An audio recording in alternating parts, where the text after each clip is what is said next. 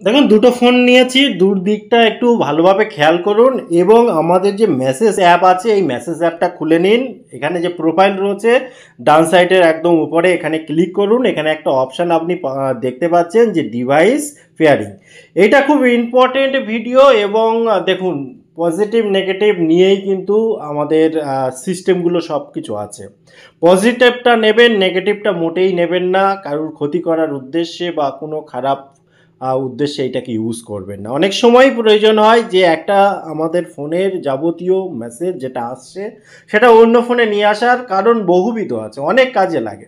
তো সেটা কিভাবে করব সেটা যেমন জানবো, কিছু ইনফরমেশান, কিছু ইম্পর্টেন্ট তথ্য, সেটা অবশ্যই ভিডিও শেষ পর্যন্ত দেখুন, আপনার অনেকটা কাজে লাগবে। তো আমি ফোনটা একটু ঘুরিয়ে নিলাম। প্রথমে একটা ফোনে এইটা ওপেন করে নিলাম এবং ওপেন করার পর অন্য ফোন থেকে আপনি কি করবেন, ক্রোম ব্রাউজারটা ওপেন করে নেবেন বা আপনার যে ব্রাউজার ভালো লাগে সেই ব্রাউজারটা ওপেন করে নেবেন। ওপেন করে এখানে যে সার্চ আছে এখানে সার্চ করতে হবে। কি লিখে সার্চ করবেন? লিখবেন গুগল আর মেসেজ, যেহেতু আমরা এখানে মেসেজটা লিখবো, মেসেজ। এখানে মেসেজ গুগল মেসেজ লিখলেই হবে, কিংবা আপনি গুগল মেসেজ ফর ওয়েব লিখতে পারেন। দেখুন লেখাটা বড্ড ছোট ছোট হয়ে আছে, তো আমি এখানে 3 ডট পয়েন্টে গিয়ে ডেস্কটপ সাইটটাকে অফ করে দিলাম যাতে বড় করে দেখা যায় আর কি। আপনি ওইভাবেও করতে পারেন। এবারে যে গুগল মেসেজ ফর ওয়েব বা message.google.com এখানে একবার ক্লিক করে দেবেন। ক্লিক করলে দেখুন একটা অপশান চলে আসবে, একটু সময় লাগতে পারে নেটওয়ার্কের উপরে বেস করে। এই যে আসলো, এবারে নিচেটায় দেখুন যে পেয়ার উইথ কিউআর কোড, এই জায়গাটায় খেয়াল করে দেখুন, এই জায়গাটায় আপনি করে দেবেন ক্লিক।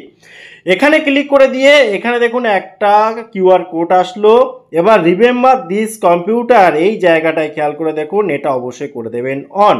ঠিক আছে, করে দেওয়ার পর হয়ে গেল, প্রায় কাজ শেষ হয়ে এসছে। ইম্পর্টেন্ট কথাগুলো অবশ্যই শুনবেন, তা না হলে কিন্তু সমস্যার শেষ থাকবে না। এবারে দেখুন এখানে এই যে QR switch to QR pairing, এই জায়গাটা আপনি এসে কিউআর কোড স্ক্যানার যেটা, এটা অন করে নিয়ে এখানে জাস্ট ধরবেন এরকমভাবে আমি যেরকম ধরলাম। এখানে কিউআর কোড রয়েছে, এখান থেকে স্ক্যান করলাম। স্ক্যান করার সাথে সাথে দেখুন দুটো ফোনের চ্যাট কিন্তু একই চলে আসলো, অর্থাৎ এই ফোনে যা কিছু সব এই ফোনে চলে আসলো। এটা কিন্তু আমাদের প্রয়োজনের তাগিদে আমাদের করতে হতে পারে বা আমরা নিজেরা করে নিতে পারি, কিন্তু ভেবে দেখুন তো এরকমভাবে যদি আপনার ফোনটা নিয়ে কেউ করে নেয়, কি সিচুয়েশানটা হতে পারে? আপনার যাবতীয় সব কিছু তো তার ফোনে চলে গেল। এটা তো খুবই খারাপ জিনিস। যদি কখনো এরকম হয়, আমি বারবার বলি যে কাউকে ফোন দেওয়ার আগে 100 বার ভাবুন। সামনাসামনি ঠিক আছে, যদি তার হাতে কিছু করে রেখে দেন তাহলে কিন্তু কিছু কিছু বিষয় চেক করার দরকার আছে মাঝে মাঝে। ঠিক আছে, তো এটা আপনি করে নিতে পারেন, কারণ বহুবিধ আমি বললাম যে অনেক সময় কাজে লেগে যায়, অনেকে বাইরে থাকেন, তাদের ওই বিভিন্ন রকম সমস্যা আসে। তো একই মেসেজ যদি বাড়ির ফোনে আর তার ফোনে চলে আসে তো সুবিধা হয়, অনেক কিছু ক্ষেত্রেই সুবিধা হয়, কিন্তু প্রবলেমটাও কিন্তু আমাদের মাথায় রাখতে হবে।